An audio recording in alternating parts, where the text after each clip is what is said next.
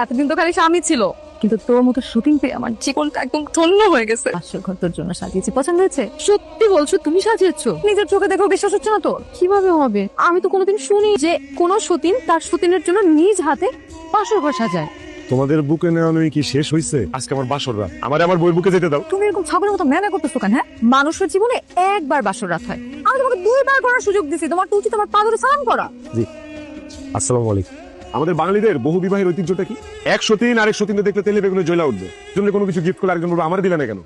আর তোমরা কি করতেছো? আমরা যদি আপগ্রেড না হই তবে জাতি কি করে আগাবে?